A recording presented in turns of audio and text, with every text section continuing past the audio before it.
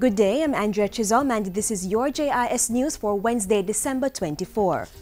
Over 1,200 jobs are expected to be created in the next 15 to 18 months when full operations resume at the Alpart Bauxite alumina plant. The plant, which is located in Nain St. Elizabeth, is set to resume operations next month, while the refinery will officially reopen in December 2016. Portfolio Minister Philip Paulwell said under the arrangement with the UC Rosal, the operators of Alpart, 2 million tons of raw bauxite worth about $60 million would be exported. The new deal represents an expression of the government's commitment to ensure that the full potential of the bauxite alumina industry is realized in the shortest possible time. UC Rosal will also spend about $400 million to modernize Alpart by developing port facilities and establishing an ethane cogeneration facility by 2016. Minister Paulwell had given UC Rosal until December 31 to resume operations or risk losing its mining rights. As the government moves to boost local crop production, the Agriculture Ministry is projecting that no table Irish potatoes will be imported during 2015. Agriculture Minister Derek Kelly, who made the announcement, said this was in line with a decision not to import table Irish potatoes during this year. Indications are that over 11 million kilograms of table Irish potatoes will be locally produced in 2014, surpassing last year's total crop production. We have great expectations for the Irish potato as a particular product that we want to cut the importation of totally in the future, and to put ourselves in a position whereby we'll be able to develop to the stage where we can look for some export. For the 2014-2015 crop year, the Agriculture Ministry set a production target of 15 million kilograms of table Irish potato. Minister Kelly was speaking recently during a tour of potato growing areas in Manchester. Finance Minister Dr. Peter Phillips is of the view that the improved relationship between the United States and Cuba will provide Jamaica with new markets for goods and services. While conceding there's need for an assessment, Dr. Phillips also believes that Jamaica's tourism sector will not be severely affected.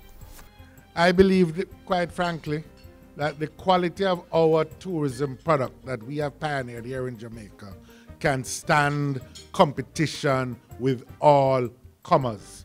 We must see Cuba's opening as an opportunity rather than something to be feared. Meanwhile, with Jamaica set to record 1% growth for 2014, the Finance Minister is again calling on the private sector to invest more in the country and further expand the economy.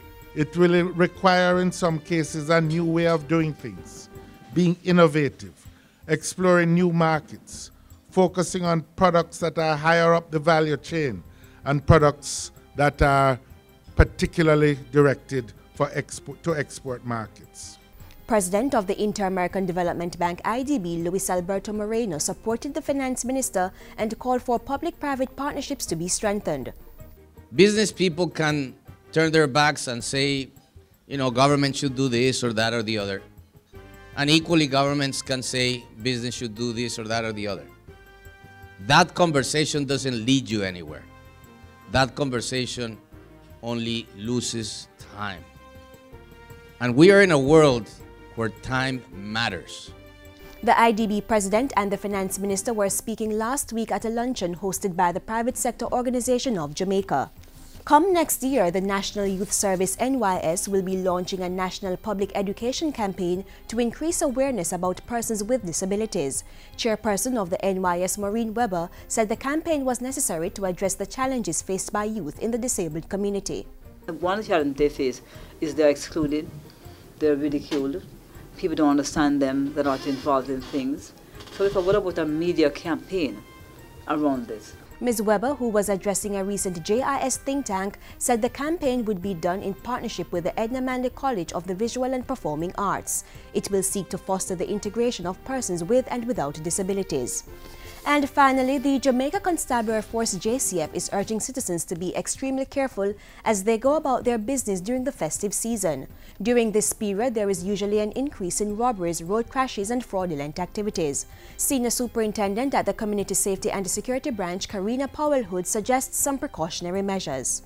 Some of the measures that we recommend is for persons who know that they're doing a lot of shopping when they're moving around, not to take large sums of cash with you. Use your debit or credit cards. It's easier to replace your cards than to get back the cash if it is lost or stolen. SSP Powell Hood, who was addressing a recent JIS think tank session, also encouraged persons to travel in groups, avoid wearing excessive jewelry, and be mindful of their surroundings at all times. And that's it for JIS News today. I'm Andrea Chisholm. Thank you for watching.